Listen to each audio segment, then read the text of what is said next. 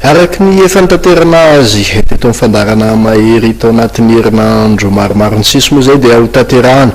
eny amin'ny kianja ankinapo vodivorona ny 9 sy 7 oktobra ho avy zao ny hetsika jeu corporatif karakarain'ny namana mpanao gazety Clément Rabary herinandro katroka mialohan'izany jeu corporatif atao eny vodivorona zany ary dia nisy ny resadresaka ny fanaovana tamin'ity zokilahanay eo anivon'ny asa fanaovana gazety ara-panatanjahantena tia makasika ny zavatra hitranga eny vodivorona eny mandritra ny andro ny 9 sy 7 oktobra io nanambara moa ny tenany fa dia efa mirafitra sy matipaky avokoa ny fanomanana herinandro katroka mialohan' izany fotoana izany.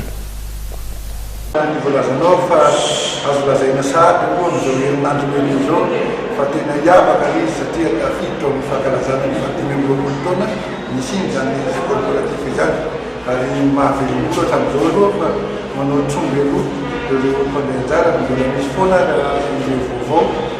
ary misy koa ireo efa taloha efa tsy nanao dia lasa mivela ndraiky raha tsy teny afa-tsy ny groupe reny tena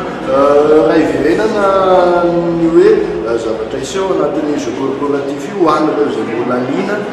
te handray anjara inona ny fifaninanana atao aiza ny toerana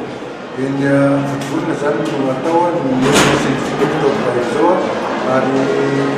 ny taranja ifananana moa zany dia ny baolina kitra aloha baolina fito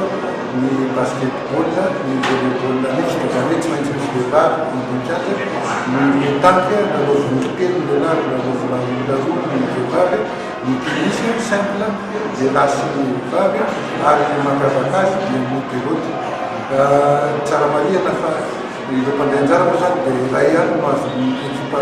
apetrany amin'ireo taranja resany fa ny taranja hafa zany dia mahazo ohatra hoe manao ekipa 10 izy amin'ny pelote 10 izy amin'ny pétanque 10 izy amin'ny tennis ohatran'izay foana ny mifandehana ny tena mampiavaka azy amin'ity zany le firaisan-kina amin'ny baolina kitra izay anao amin'ny famaranany amin'ny lohanahity dia ezahana ho taperina amin'ny roa ambin'ny folo ny lahady ny fananana